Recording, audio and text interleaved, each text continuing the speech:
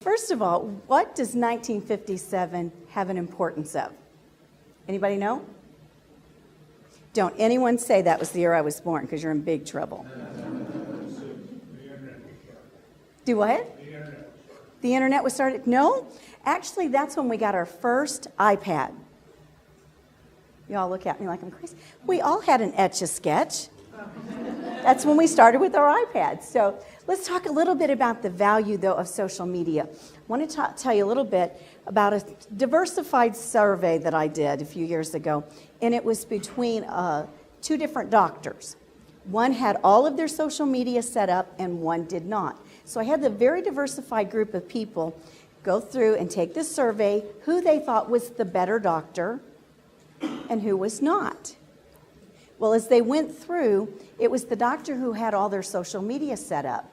And when I asked why, it was because they felt like if they were having everything set up and they were on the cutting edge there, that they were also keeping up with everything going on in the medical field. Now, we know that's not accurate, right? But perception is reality, so that's what's important. And you hear all the time social media is free. It's free. Do you agree it's free? No, it's not free. There's an investment of time, energy, and a lot of love that goes into that. The other thing I want you to think about when you're thinking about free, when that investment comes in, what is the lifetime value of your client, your customer, your patient? Think about that. When you have a brand new customer and they come to you, do they spend a certain amount one time? Do they spend a certain amount several times? Do they stay with you over years? So what's the lifetime value of that client? That'll let you know if you need to invest in social media or not. Okay. We talk about the ROI. Well, we all know ROI is a return on investment, and I've got ROS, it's a return on your story. But we're going to talk about ROI is a return on influence, because that's exactly what you're doing with social media. You're influencing people, but you have to have a strategy to know why you're influencing them. What do you want them to do? Are you wanting to just get your name out there and start branding yourself so people start to recognize it so it becomes a household brand? Are you trying to do lead generation? Are you trying to bring customers, patients, clients to you? Are you trying to get them back to the website where you house everything? So you've got to know those kind of things before you ever begin with social media. You have to know those kind of things before you begin with any kind of marketing. And just so you know, social media is not the only marketing anyone needs to do. It's part of the puzzle piece. Email marketing is part of that marketing. There's a lot of pieces that go to that puzzle to make it complete. But this one is the most visible today and get a lot of mileage out of it very quickly. Now, how many feel that way about social media? I see some heads nodding, yes. Well, you laugh, but that was one of my clients before we worked together.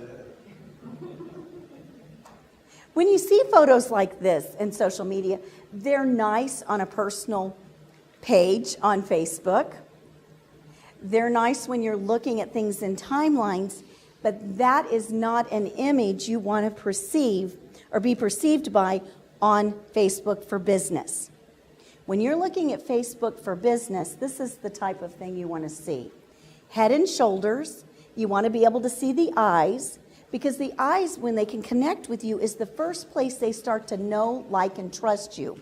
Now, were the other pictures adorable? Yes, absolutely. But that doesn't say I'm a professional, I'm serious about what I do, and I'm serious about helping you with what you need. The other says we just have fun. Okay? Now, this is an interesting statistic. 92% of people trust their friends and family with recommendations. I think we would agree with that. Most of our family members, we'd go, okay, if they say it, I believe it. Then 70% trust online consumer reviews because it took an actual person who's experienced this to make that review. But only 14% trust advertisements such as radio and TV. Why do you think that is? It's because people are paid to endorse that. So we're not sure if they got paid to endorse that or if they really endorse it. So that's why the trust factor is so low. But that's why your social media is so valuable, because it's friends and family, people they trust, giving these recommendations. When they say they like Karen's page, or if they say they like Cynthia's or Karen's photography, that's a recommendation, that's an endorsement. And when they see that, they automatically trust it because it's someone they know, like, and trust. Percentage using social media. Now this is age groups. And you'll notice, obviously, the 18 to 29 is the one that's a little higher peak. But that's determined by what social platform you're on. If you're on Facebook, and we'll talk about it in a few minutes, the growing number is a different age group than if you're on Twitter. So you have to know your target market, the ideal client, where are they spending their time on the social networks? Because if you're hanging out on Twitter and all of your clients are hanging out on Facebook, you have just wasted that time. Total waste of your investment. The first thing you need to begin with is a calendar. And I love to just do an online calendar where I can fill it in and then schedule things. But when you're looking at your calendar, I want you to think about what you can do as a theme for the month. Because if you'll make it a theme, it's a whole lot easier to find things. So if I said, I'm going to pick on Karen Libby here. If she was doing things for her photography and she said, okay, we're going to make August all about reunions. We're going to talk about taking photographs at family reunions. We're going to talk about things you can share and eat at family reunions, all those kind of things. But she's got a strategy behind it then. Will everyone know that's watching your page know that you have that theme? No, but you do. You have to know before you begin that strategy, again, what's my reason for investing in this? Is it because I'm trying to get people to my website? You're going to do a lot more redirects to your website. If you're doing it for branding, make sure you're putting a lot more information out there that has your brand on it. But starting with that strategy of a calendar, it makes it a whole lot easier if you've got a theme to start to pull that together. You know, it's the reticular. As soon as you purchase a vehicle, you see everybody else has the same vehicle. It's the same thing. Once you've got a theme in mind, you'll see things and you go, oh, well, I could share that next month. Or, oh, I could share that. Oh, that would be a perfect picture for that. That would be the great image we need to add to that. Okay. These are the types of things you can share on your sites that people do find interest in. And of course, quotes. Make sure everything what you share is positive. There's enough negative in the world. We don't need any of that on our Facebook things, on any of your social sites. Articles. Now make sure they're articles that complement what you're doing. So if Karen's talking about taking photos, she could even do an article and share that personally, or share someone's article on what's the best colors to wear when you're doing family reunions. So you add the value to it. Again, sharing videos. Videos are extremely valuable. And of course, who owns YouTube? Google. So a lot more love there. Okay, asking questions. Questions causes engagement. And with that engagement, it's what they call social signals. It affects everything online all the way up to Google. So when you look at questions, you ask things. If I were a chiropractor, like Dr. Fazio back there, I might ask, do you have more pain when you're sitting or standing? If he asks that, he already knows they have pain. Second of all, if he's writing blog post, it's the perfect subject for the next blog post. There's a lot to be gained from that besides the engagement, because when people comment on your page is when all their friends and family see your information. That's how things become viral. Then you've, of course, got comments that you can make. And then community. Talk about your community. What's going on? If someone else is having an event, share those types of things. We're all busy professionals. There's no way we can see everything going on in our community, but many times we'd like to participate in those. Let's talk about Facebook. Do you know Facebook is 10 years old? Most people think it's a couple years old, maybe 5 years old, but it's 10 years old. And 684,478 pieces of content are shared on Facebook every 60 seconds. Every 60 seconds. They have 1.3 billion users, 680 million mobile users, 54.2 million business pages. This is what I'm talking about. The largest age groups, the growing age groups on Facebook are 20 to 24 and 35 to 54. So again, if your target market, the people that you're trying to reach out to, are in those age groups, you know that's a growing area. You want to invest some time and energy into that. You want to write that story. Now, we've already talked about things to share. You've got to make sure that shares your story, not somebody else's story. Be careful with that. This is part of sharing that story. The first thing you see when you come to a business page on Facebook is part of their story. It's that image that goes up there. What does yours say about you? Do you have one? I looked at several even yesterday, professionals, and there were no cover photos. That cover photo is the first thing that starts to tell your story and why they need you or your services. Show you a few more. So it doesn't matter if you're direct sales or if you're at brick and mortar store, it doesn't really matter. Look here. Even though we know John Maxwell, if we saw, Glenda would definitely woot that one. But even though we know John Maxwell is a speaker, we would automatically know by the image what he's doing. He's influencing a room. So that's telling part of his story. We go Kathy Sexton. You automatically see reduce stress, accomplish more, control workload, gain more time. When you read that, you immediately go, oh, I want to work with her. That's the point to it. That's part of her story. How about experts for entrepreneurs? That really needs it. Woohoo! Ideas, tools, and people to help you. Fabulous group. Some of the most brilliant people in the world are part of E4E, and I sincerely believe that. I have learned so much from them, and the membership site is so little investment for what you get from it, including these workshops. So if you're not a part of the membership site, I would highly suggest that.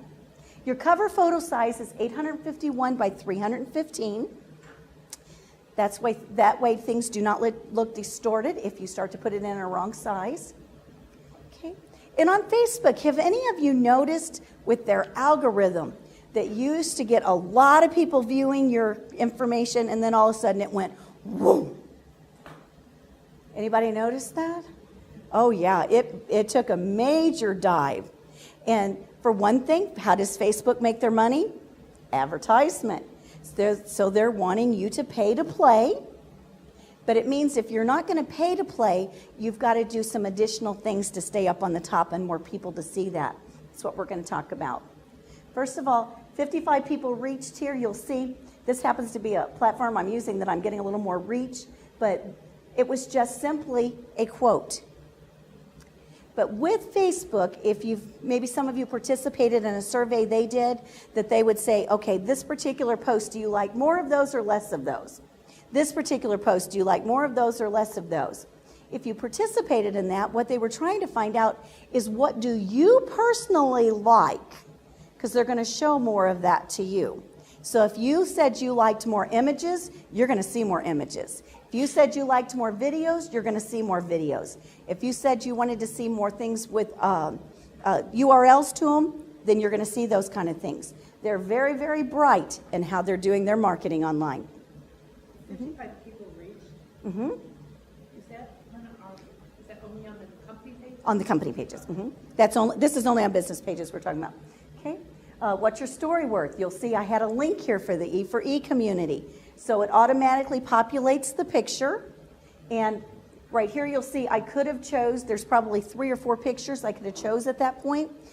Sometimes I'd use Cynthia's, sometimes I'd use mine, sometimes it was E4E. So you get a choice there.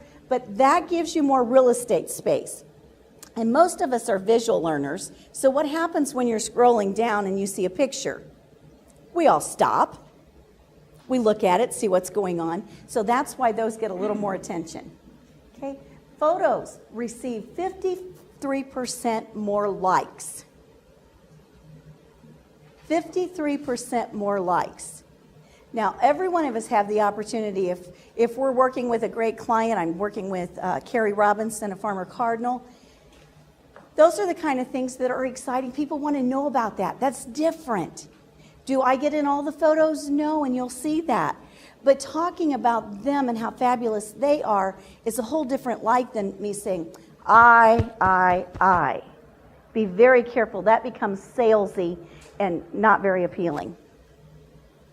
Okay, this one is just, again, marketing is no longer about the stuff that you make, but about the stories you tell. Seth Godin. I thought I'd already shared this when I thought, oh, this is perfect for ours. Okay. You might recognize one of the guys in this. Surrounded by some really smart guys tonight. Thanks, Andy, for being my special guest. And that was a group. Those are things that involve other people. And when you can tag them, it's even better if you're connected personally. This is another way to get your information out using an image with a quote on it. But always make sure you have your information, whether it be your logo or at least your website or at least to your Facebook page if you don't have a website. That's extremely valuable because, again, what happens? More real estate space. So they're seeing it more clearly. Okay. What do you think about this one? Anybody recognize this guy? The whack-a-moler. And so if you were part of E4E, you'd really understand this. We have a lot of fun. It's a wonderful group. Okay, this was another thing. Best thing about Facebook is it's free. Worst thing about Facebook is it's free. We have no control over it. So, and again, you'll see my information at the bottom. So it's something that still has my information. It's got my personal quote, and we keep moving. Now, what about this? What is your story worth? What did you think? How many of you saw this image? Oh, isn't Cynthia Carell amazing? I saw that and I thought, oh, I love that. That got my attention. You had to look and see what it was about because, I mean, let's face it, that's not a common image. You'll hear more shortly. 50% of internet users who do not use Facebook themselves live with someone who do. I call that the referral network. Because what will happen is they'll say, do you know this is going on? And they'll say, how do you know that? Well, I saw it on Facebook. Well, how do you know that? Well, I saw it on Facebook. So they get the information as a referred information, not firsthand, but it's still a viral effect. I don't feel like a twit on Twitter. Anybody feel like a twit on Twitter? Yeah, I know. There's just some that do. We're going to help fix that a little bit. Again, you have to know who your target market is specifically so you know if you are hanging out in the right area. If I were working with an Asian company or anything to do with that, would I spend time on Twitter? Probably not. There's not much value and not much information from them. Okay, 240 million users on Twitter, 200 million monthly users, 400 million tweets per day. 60% of all tweets are done using mobile. Bet some have done it already in here today. I know Tom has. Average user has 208 followers. We know we're not average, so you have a lot more than that, I'm sure. Engagement is higher when? Do you know on Twitter when the engagement is higher? Well, I'm looking for specific times. It's actually Saturday and Sunday. Twitter's engagement is much higher on Saturday and Sunday. How many times to post? When to post? That's probably the most common question I get asked. First of all, how many times to post? Statistics show, believe it or not, 2 to 5 times per day is the best number to post. Now, if you want to get specific, you can post more on Twitter than you can any other. And when to post. Now, again, you have to know your own industry. You don't take statistics to know this. You watch your own analytics to know the best time to post. But statistics are telling us right now, and if you'll think about what it's around, it's before 8 o'clock in the morning, before they go to work, around 11 o'clock, they're going to lunch, 1 o'clock, they just came back from lunch, 5 o'clock, they just got off. Because guaranteed most of us, as soon as we get in our vehicle, are checking out things. I know I'm not by myself on this. Okay. Now, hashtags. These are sharps, not hashtags. Now, I'm so old, when I was growing up, I still thought they were number signs. I don't know who decided to create hashtags. But we know Twitter was the pioneer, but hashtags are used on every social site now. And all hashtags do is allow you to funnel all that information into one section so you can look at it all at one time. All I did was hashtag social media, and you'll notice social and media are together if you want to make it a hashtag. And I just searched that, put in the social media for the results, and this is what comes up. But a whole list of anything that has been hashtagged social media. So it's a great way to follow your industry. It's a great way to follow other industries and find out what's being said. You can have your own hashtag. Nobody owns them. You just want to make sure someone else isn't using it. You know that when you put it in and see what's happening. Believe it or not, LinkedIn has been around since 2003. How many of you joined LinkedIn like I did because someone I knew, liked, and trusted asked me to join, had no clue what it was, and it sat dormant for a long time? Anybody else? Whole room full of people. I love this. We're in this together, guys. Because that's exactly what I did. Till we see value in it, there's no reason to invest. But with LinkedIn, it has brought a multitude of things. Now, if you're on the premium and you're paying for your LinkedIn right now, you have the opportunity to put the big cover photo in the back. It is coming to everyone, but at this point, it's just those that are paying for their LinkedIn. Okay? But it gives you an opportunity. I just took the one, because this is new, took my cover photo and put it in. It worked fine. How many would like an extra $10,000? Okay, now be honest, okay? Sincerely, $10,000 was what one of my clients got just by optimizing. We sat down and went through a coaching session on optimizing her LinkedIn. Someone found her in another state because what she did was relocation, so it was really important, not as real estate, but finding the right location for you to be in. That's what her client paid her for that. So within a week, she had already gained that. I think we could all use a few 10,000s. Twitter, 300 million users, 400% check-in daily, 3 million business pages, 1.5 million LinkedIn groups. Oh, this is Twitter, it's LinkedIn, forgive me. 1 billion LinkedIn endorsements. How many have been involved in endorsements? Okay. A lot of you, good. We're going to talk about those real quickly. First thing I want to talk about, though, is the title. This is the most important piece on LinkedIn. That title right there needs to be keyword rich, meaning the keywords you want them to find you by. You only get 120 characters, so use them wisely. You'll see mine says Karen the Connector, social media coach for professionals, speaker, coach, strategist. I have a little room for call to action. Let's market you. And you notice it has my phone number. The reason why it has my phone number is because on LinkedIn, to connect with people, you have to have their email address if you're not a friend, colleague, or worked with them. So with that being said, I want to make sure that anyone that wants to connect with me can connect with me very easily. Because the quicker they can get in contact with you, the more likely they are to do business with you. Okay. Now with these endorsements, the endorsement just says, I agree, that's what Karen does. She's a big dreamer. She helps people. I agree. That's what she does. Now, an endorsement is not a recommendation. Do not get those mixed up. An endorsement just says, I agree. That's what she does. What an endorsement does for you, that if for some reason that Karen said, I know 2 plumbers. You're looking for a plumber. I know 2 different plumbers, and they're both really great. Well, if I go to their LinkedIn and one has theirs loaded like this, that they're a plumber, and the other one has nothing, what just happened with those endorsements? They directed me to the one that had the endorsements. So that's what that does for you, as well as LinkedIn is quite brilliant because it keeps coming up in the feed that you've been endorsed. They've tried to make a way so you continue building relationships and you don't just collect people.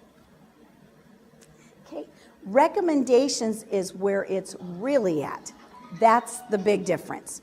When you have recommendations that says, I have actually worked with them, or I feel like they're credible, you give them whatever reason you want to use. But when you're giving recommendations, first of all, you have to have 3 to have a complete profile in LinkedIn. But when you're giving recommendations, tell them exactly what you're looking for. I mean, go down the points with them. If I want to talk about today, I might say, you know, Cynthia, I would love a recommendation, and this is what I'm looking for. Was I professional? Was I on time? Was I knowledgeable? Would you refer me? Would you attend another workshop? Those are telling them what you're looking for, because otherwise what happens if I say, Cynthia, would you give me a recommendation? She goes, sure, but what am I going to, what does she want me to say? And so she goes, I'll get to that later. And then she sees it again and she says, I still need to do that. Yeah, I do. But I still don't know what she wants. And it gets to later, and many times we just don't do it because it's become embarrassing now. So give them the words to say, and if you will include your keywords in what you're asking them to say, many times they will include those, and those make a big difference on how it comes up in your Google rankings as well. I know some of you might be feeling like this right now. I hope not. I hope we've not put you on overload like this. But this is the opportunity we're going to give you to ask questions. So does anyone have any questions they would like to ask? Steve. Karen, if you have a Facebook page and you're working with somebody else who's doing some posting for you, how can you get it to where they're getting the email on the Facebook analytics? It would have to be on their email when you set it up. They would have to use their email instead of yours for the analytics. So there's only one person that gets it? Yes. Okay. Absolutely. Any other questions? Diane? If you were promoting a new product, what would be the best vehicle you would use on social media to do that? Okay, well, what kind of product are we promoting? Books. Books? A book. Okay, what kind of book? Give me a little more information. You know, I'm thinking of reintroducing my book as When Parents Need Help. Okay. It's from a geriatric care manager. Okay, well, first of all, then we know the people probably that would be looking for that book would be spending a lot of time on Facebook. So you might want to invest more time on there. And Facebook is an area that you can spend relatively little amount and do a lot of advertising. They have several different ways that you can advertise on Facebook, and I highly suggest that. And I would hope you're also using your email list and things like that to do it as well. It's not just the social media. You need to make sure all those puzzle pieces are together on it. But I would probably spend time there. I didn't talk about it, but Google Plus, if you're going to use Google Plus, which I highly recommend, because again, who owns Google Plus? Google. So you get a little more clout, you're playing in their playground, and that makes a big difference on your SEO. So if you're trying to build your ranking for your website and your website to be seen more, spend some time and invest into Google Plus, because that's a big value added area for you. Okay. I'm sorry. Yes. Yes. Google Plus allows you to have business pages just like Facebook does, just like LinkedIn does.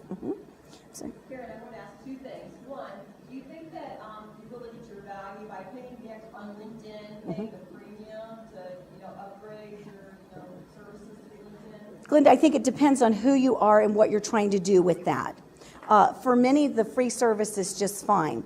If I'm trying to connect with more people and I'm trying to do more direct mail that I don't have any other way to connect with them, the premium is definitely needed. So it kind of makes the difference. Tom, do you have anything to add to that? Okay. The other thing I wanted to ask about was I loved your benefit that you described for endorsements on LinkedIn. What I've always been told though is that people don't really appreciate the endorsements. That because quite honestly, if you're on LinkedIn, you're always getting prompts to endorse someone for a particular skill. And I think a lot of people think, well, what the heck? I'll just click on it. I know that's kind of what they do, but they may have never actually worked with the person. So that's okay. Endorsements come, fairly. Honestly, I heard that they're really not that valuable. But I like what you said. Right. It depends on what you're using them for. And they're trying to make sure that you're being seen more often. So they're building that relationship. Because guaranteed there's people that, that we're connected with on LinkedIn that we really don't know, that maybe we've never even met in person. And there's value to that, because when I started, they said only connect with people those be very, very careful. So I had my 5 people that I would recommend my mom to, So, but you lose a lot of value. It's all those additional connections, all the introductions that can be done. You lose business, they lose the opportunity to find you. Well, and there are testimonials too. You have to buy. Oh, absolutely. And the thing I love about the recommendations on LinkedIn is they can't be manipulated. No one can embellish them. Because if Glenda gives me a recommendation and she has a typo in it, I can't change it. She has to. That's credibility. It says, I didn't embellish it in any way. You know, we would hope people don't do that, but they know they can. So, Andy? Okay. Personal pages versus business pages, and how do you is there a good way to connect them, or do you want to, or, just kind of address that whole topic? Sure. At one point, it was like, first of all, it only started out personal. So we had everybody we knew were already meshed in there. Didn't make any difference. They're meshed. And then now all of a sudden, then they offered us business pages. Well, we prefer the people on the business page. First of all, you get SEO from the business page that you do not get from the personal page. The personal page, your friends did not sign up to say, we're friends or family and expect to hear about your business every day. They signed up because they know, like, and trust you as a friend or family member.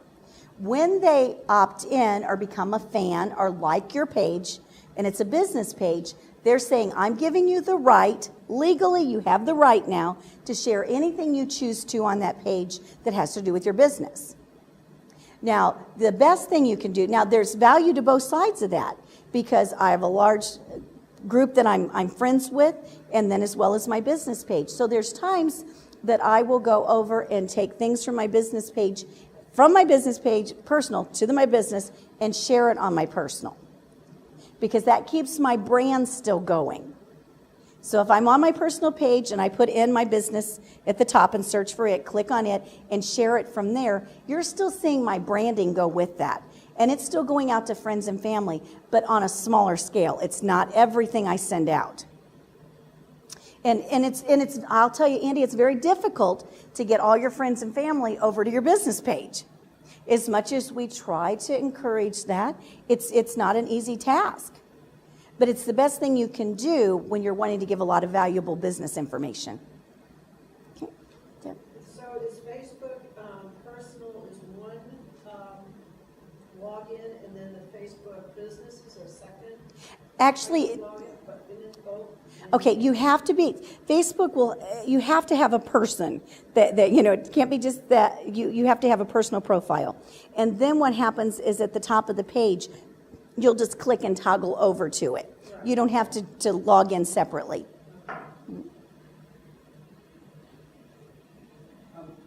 For a business, is it generally good if you put say a blog post on a website to send the same thing out in other channels like Absolutely. Twitter? Absolutely. Because you don't know who's going to be on and when. And that's the thing, even with Facebook, even though you may have 1,000 people that are on your business page that have liked it, only 10 of them may see it. So that's why putting it out so often, everybody goes, oh my gosh, once a day would be way too much because, my people are going to get tired of that. They probably didn't see most of them. That's why you have to do it so often. And of course, Facebook determines with their algorithm who's going to see it and who's not. But when there's engagement, they say, oh, they want to see that. So it shows up more often in their feed.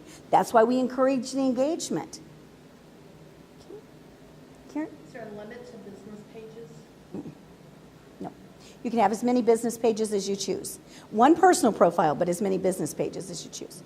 So if you get back to the analytics, if you want somebody else in the account, you reassign that Facebook page to somebody else, or you just change the email address? You can just change the email address in there, and they'll automatically start getting it.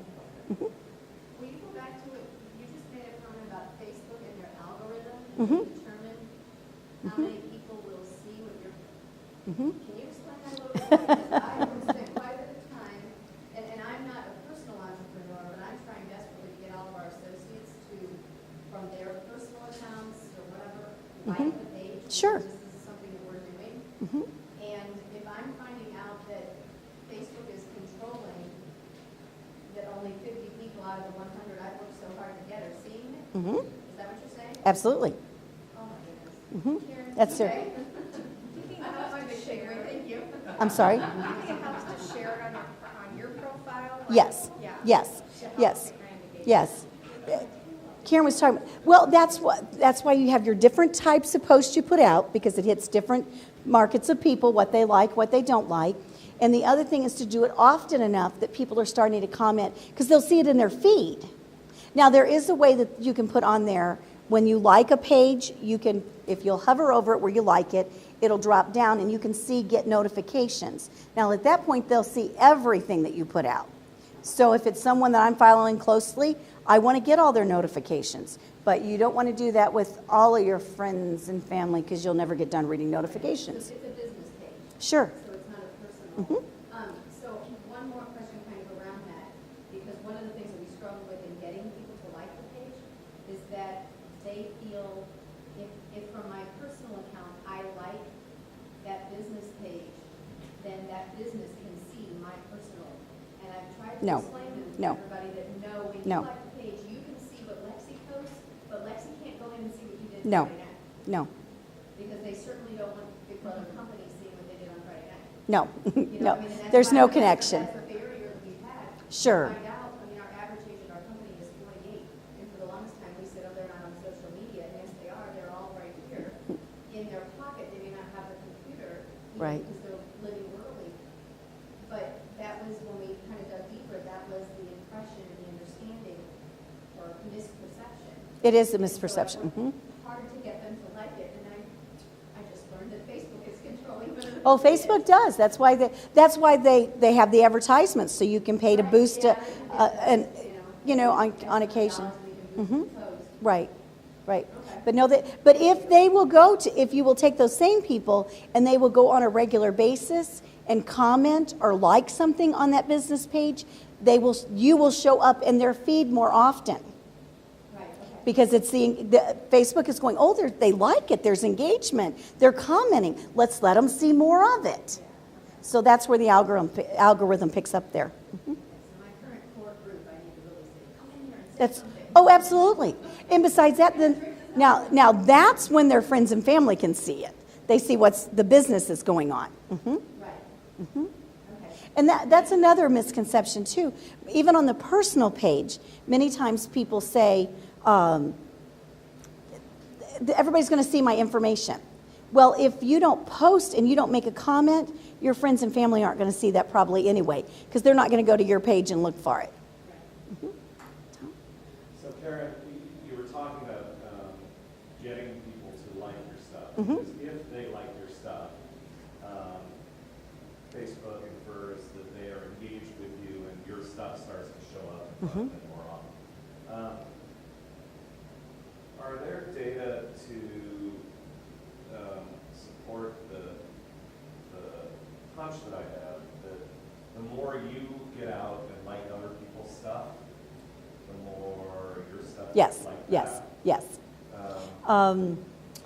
Trying to see where I saw that research. But yes, that's part of the engagement. They feel like it's not all one-sided and you're not just pushing information, you're sharing information. It's being reciprocated, yes. Mhm. Why do people want to like something?